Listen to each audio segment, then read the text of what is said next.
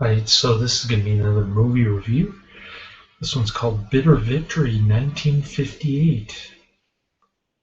Surprisingly good war movie. I gave it 5 out of 5 stars. Um, I was kind of skeptical going into this. I'm not a big Nicholas Ray fan. Didn't care for his movies too much, but this one surprised me. um, I'm not saying his movies are awful, but yeah, they're kind of soap opera stuff, not too much special effects, big budget, just kind of people talking though for an hour, 40 minutes. But this one was enjoyable. Um, I actually enjoyed the dialogue. There's a lot of course, it's got the immortal Richard Burton doing his best Lee Majors imitation monotone voice, which is perfect for war scene. He's very glum and kind of adds to the depressing mood. Not to mention the desert out in Libya, Egypt, somewhere abouts. Uh, North Africa, I guess. Yeah, must be the Saharan desert, I'm guessing. It looks like Death Valley, though. This is a Brit film. It's got Richard Burton, Christopher Lee, a very young looking Christopher Lee, 1958. And yeah, people were comparing this to the Big Red one.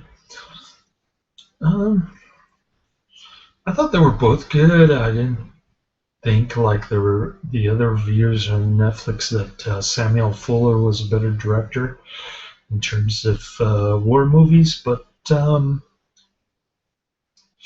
I do like Samuel Fuller overall better as a noir director. Not necessarily war film though. So anyway,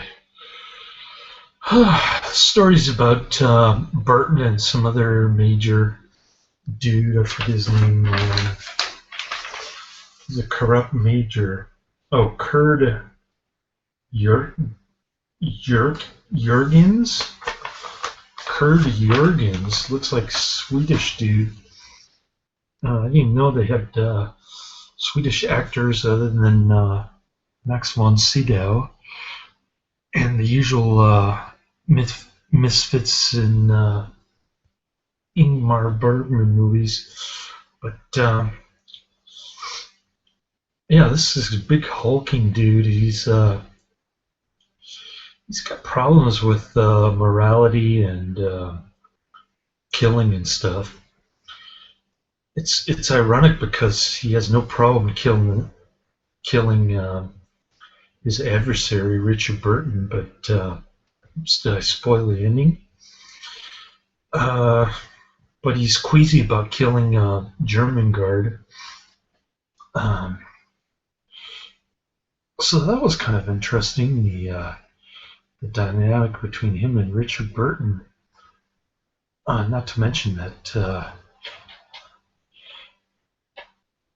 his wife was Richard Burton's lover at one point, and she still pines for him apparently. So never had a situation like that. Well, when I wanted to go back to an ex-girlfriend or whatever, hey, I guess it happens. There's a song called "My Ex" by All. It's a pretty good song. I could never relate to it, but it was a good song. Uh, so, um,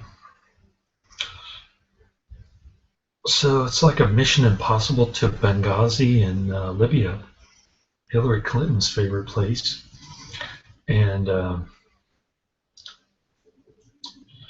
and I guess they're sent to get some Nazi secrets or whatever from the safe.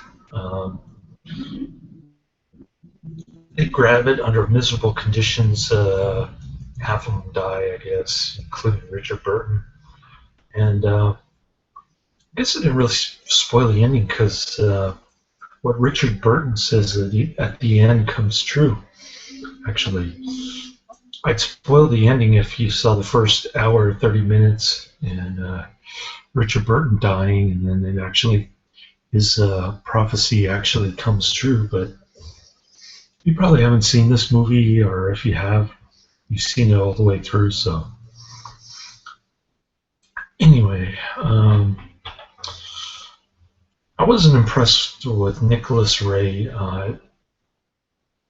Rebel Without a Cause was alright. That movie about the teacher who got addicted to cortisone, that was pretty bad. I didn't really care for that too much, but this one was good. Good war movie. I like the bleak cinematography of the desert.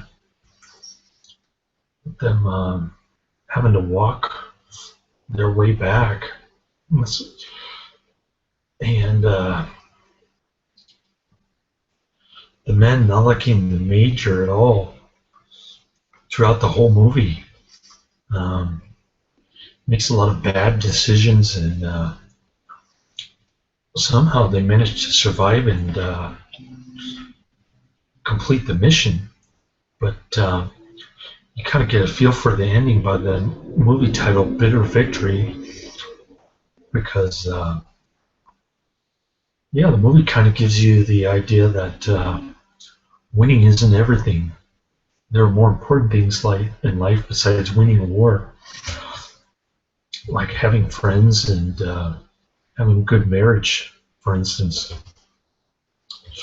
So there's that aspect to it, kind of interesting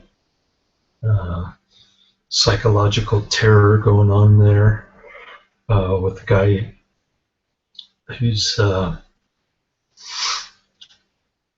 sent on this seemingly impossible mission with his number one adversary at his side.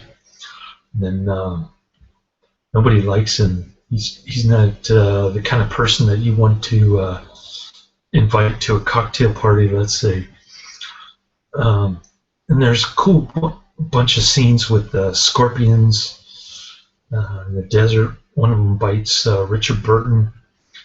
The major just sits there and watches it the whole time. And they have to kill a camel and take out its guts and then pour the juice in Richard Burton's mouth. That was kind of interesting. Never seen that before. But now I know the ways of the desert. Pretty fun movie.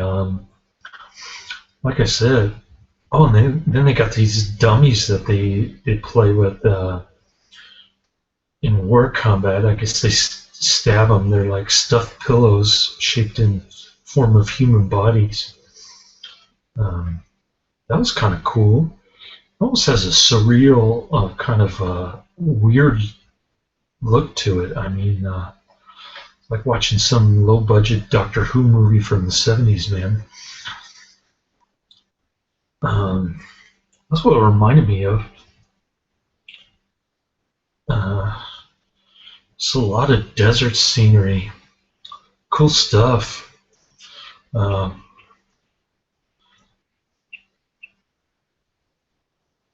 thought it was quite a masterpiece. Probably Nicholas Ray's best movie by far. And that's saying a lot. Because I generally don't care for his movies too much, but most people like Nicholas Ray, and I can see why in this movie. Great work, great actors. Christopher Lee is great. He's one of my favorite British actors, along with Peter Cushing. So Yeah, Richard Burton is great too. Enjoyed his performance in this one. His philosophical musings and whatnot were kind of like kind of remind me of Soothsayer or something like that. I don't know. It was cool though. I guess Richard Burton didn't volunteer, but the other major who got the all the accolades for stealing the Nazi stuff uh, could he volunteered, but he was kind of like the reluctant warrior. He didn't really want to be there. Um, he kind of used it as a ruse to off Richard Burton, which was kind of interesting. Uh, it was almost like war became an excuse for legalized murder, almost kind of like how divorce is an excuse for legalized kidnapping. So that's about the long end and the short end of it.